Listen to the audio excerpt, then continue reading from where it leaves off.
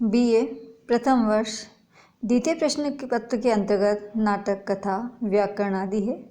नाटक में स्वप्नवासोदत्तम नाटक है। संस्कृत साहित्य में महाकवि भास एक देदीप्यमान नक्षत्र है। उन्होंने 13 नाटक लिखे, जिनमें रामायण पर आश्रित प्रतिमा और अभिषेक तथा महाभारत पर आश्रित पंचरात, मध्यम व्यायोग, दूत घटोत्कच, कर्णभार, भागवत पुराण पर दूतवाक्य, उरुभंग, लोक कथा पर चारुदत्त, अविमारक, उद्यन कथा पर स्वप्नवासोदत्तम एवं प्रतिज्ञा योगनारायण नाटक लिखे। स्वप्नवासोदत्तम इस नाटक में 6 अंक हैं। इसमें कवि ने सपनों को यथार्थ प्रेम में परिणत करके सफल मनोरम चित्रण किया है। मंत्री योगनारायण अपने बुद्धि वैभव के बल पर उदयन के छीने गए राज्य को पुनः प्राप्त कराता है। स्वप्न में वासोदत्ता के मिलन की घटना से ही इसका नाम स्वप्नवासोदत्तम पड़ा है। इसका कथानक उद्यन कथा पर आधारित है। प्रथम अंक, योगनारायण राजा उदयन का प्रधान विश्वास पात्र अमात्य तथा तापसी वेश धारण किए हुए तथा उदयन की पत्नी वासोदत्ता अवंतिका का रूप धारण किए हुए है। दोनों मगध राज के एक तपोवन में बैठे हुए हैं। इतने में राज कर्मचारियों द्वारा तपोवन के लोगों को हटाया जाता है। महाराजा दर्शक की बहन पद्मावती तपोवन में रहने वाली अपनी माता से मिलने आ रही है। इसी कारण उनके निकलने के लिए रास्ता बनवाया जा रहा है। प्रथम अंक में इसी का उल्लेख किया गया है। प्रथम अंक का प्रथम श्लोक है, उदयन नव इंदु सवर्णा वासवदत्ता बलो बलस्य त्वाम पद्मावतीर्न पूर्णो वसंत कमरो भुजो पाताम।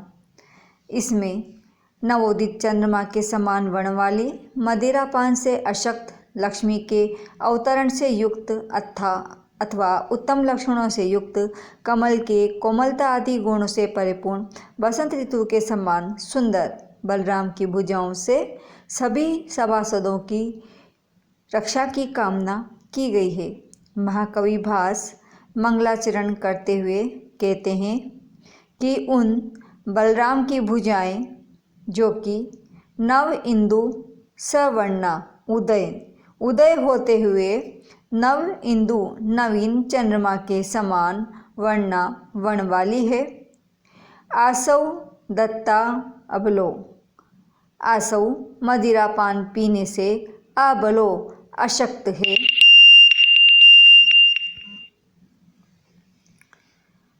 पद्मावतीर पूर्णो, पद्म अवतीर्ण होते हुए पद्म कमल के समान पूर्ण है, अर्थात पूर्ण कमल के समान विकसित है।